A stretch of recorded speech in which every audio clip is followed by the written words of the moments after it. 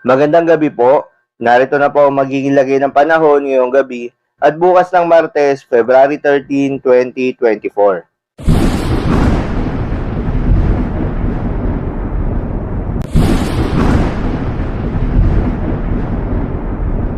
Sa kasalukuyan nga at ayon sa pag-asa, malakas pa rin itong northeast monsoon o hanging amihan at nakakaapekto sa malaking bahagi ng Luzon, kabilang na ang Metro Manila. Samantala, itong shear line o yung banggaan ng malamig at mainit na hangin ay nakakaapekto naman sa eastern section ng Southern Luzon at ng Visayas. Kaya asahan sa Visayas, Bicol Region, Marinduque, Romblon at Oriental Mindoro ang maulap na kalangitan na may kalat-kalat na pagulan at pagkidlat pagkulog. Posible ang mga pagbaha o pagguho ng lupa dahil sa katamtaman hanggang sa kung minsan ay malakas na pagulan. Sa Cagayan Valley naman, Cordillera Administrative Region, Aurora at Quezon, asahan ng maulap na kalangitan na may mahihinang pagulan. Dulot naman niya ng northeast monsoon. Ngunit posible rin yung mga pagbaha o pagguho ng lupa dahil sa katamtaman hanggang sa kung minsan ay malakas na pagulan. Sa Metro Manila naman at nalalabing bahagi ng Luzon, asahan ng bahagyang maulap hanggang sa maulap na kalangitan na may kalat-kalat na mahihinang pagulan. Dulot pa rin niya ng northeast monsoon. Sa natitirang bahagi naman ng bansa ay asahan ng bahagyang maulap hanggang sa maulap na papawirin na may kalat-kalat na mga pagulan o pagkidlat pagkulog. Dulot naman yan ng mga localized thunderstorms. Posible rin ang mga pagbaha o pagguho ng lupa during severe thunderstorms. Kaya naman pinag-iingat pa rin yung mga kababayan natin sa mga banta ng mga pagbaha o pagguho ng lupa, lalo na yung mga lugar na inuulan na noong mga nakaraang araw pa. Magandang balita naman dahil ayon sa pag-asa ay walang namomonitor na low pressure area o bagyo sa loob at labas ng ating Philippine Area of Responsibility na maring makaapekto sa ating bansa.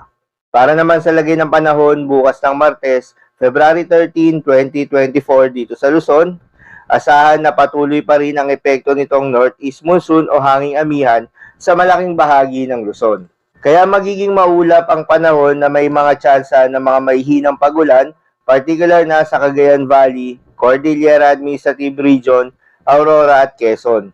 At dahil naman sa epekto nitong shear line, magiging maulap ang kalangitan na may mga kalat-kalat na pagulan at thunderstorms sa bahagi ng Bicol Region at sa mga probinsya ng Mindoro. Sa nalalabing bahagi naman ng Luzon, kabilang ng Metro Manila, asahan ng maganda at maliwalas na panahon, maliban lamang sa mga isolated na mga pagulan. Para naman sa lagay ng panahon sa Visayas at Mindanao, dahil ulit sa epekto nitong shear line, asahan sa Western Visayas ang maulap na kalangitan halos buong araw, na may tsansa ng mga kalat-kalat na pagulan at thunderstorms.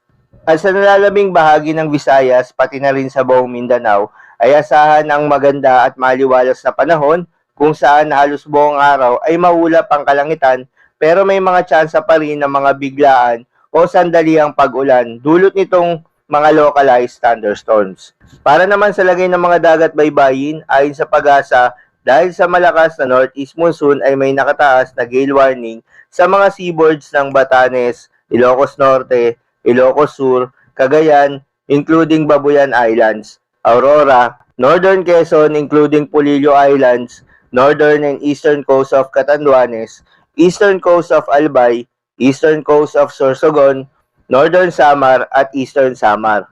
Payo ng pag-asa ay huwag munang pumalaot yung mga kababayan nating mangingisda at yung may mga maliliit na sasakyang pandagat sa mga nabanggit na seaboards dahil inaasahan yung matataas na mga pag-alon. So yun lamang po para sa lagay ng panahon ngayong gabi ng Lunes. Keep safe everyone.